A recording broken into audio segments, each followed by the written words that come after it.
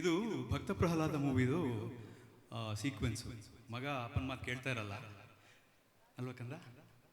ಆವಾಗ ತುಂಬ ಹತಾಶನಾಗಿ ಹಿರಣ್ಯಕಶಿಪು ಹೇಳುವಂತಹ ಒಂದು ಡೈಲಾಗ್.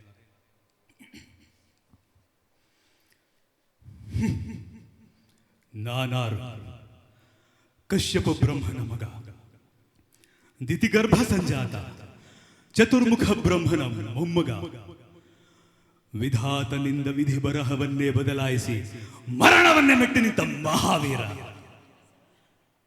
ಆದಿತ್ಯ ಮಕ್ಕಳ ಅಟ್ಟಹಾಸವನ್ನು ಸುಟ್ಟು ಆದಿತ್ಯನ ಅಟ್ಟಹಾಸವನ್ನು ಮಟ್ಟ ಹಾಕಿದ ಸಾಹಸಿ.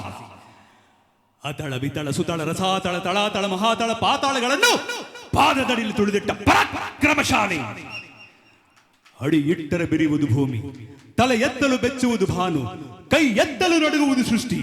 ಚತುರ್ಮುಖನ ಸೃಷ್ಟಿಯೇ ನನ್ನ ಆಜ್ಞೆಯನ್ನು ಪಾಲಿಸುತ್ತಿರುವಾಗ ಯಕ್ಕಶ್ಚಿತ್ ನನ್ನ ಮಗ, ನಾ ಜನ್ಮ ಕೊಟ್ಟ ಮಗ, ನನ್ನ ವಂಶವನ್ನೇ ಬೆಳಗಬೇಕಾದ ನನ್ನ ಕುಮಾರ, ನನ್ನ ಆಶಾ ಜ್ಯೋತಿಯಿಂದ ಇಂದು ನನ್ನ ಮನಸ್ಸಿಗೆ ನೆಮ್ಮದಿ ಇಲ್ಲವೆಂದರೆ ಛೇ, ಇದೊಂದು ಬದುಕಿ, ಇದೊಂದು ಜನ್ಮವೇ, ಎಂತಹ ದುರ್ವಿಧಿ, ಇದೆಂತಹ ದುರ್ವಿಧಿ.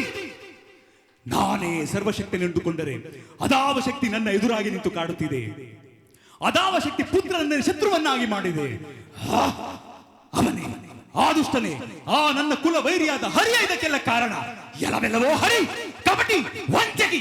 ನನ್ನ ಮಗನ ಹೃದಯಾಂತರಾಳವನ್ನು ಹೊಕ್ಕು ಅವನ ತಲೆಯನ್ನು ಕೆಡಿಸಿ ಮನ ಬಂದಂತೆ ಆಡಿಸುತ್ತಿರುವೆಯಾ? ಹೇ, ನಿನಗೆ ಪೌರುಷವಿದ್ದರೆ, ಪರಮ ಪುರುಷೋತ್ತಮನೇ ನೀನಾಗಿದ್ದರೆ, ನನ್ನಂತೆ ನಿಜವಾದ ಗಂಡು ನೀನಾಗಿದ್ದರೆ ಬಾ, ಬಂದು ನನ್ನ ಎದುರಿಗೆ ನಿಲ್ಲು.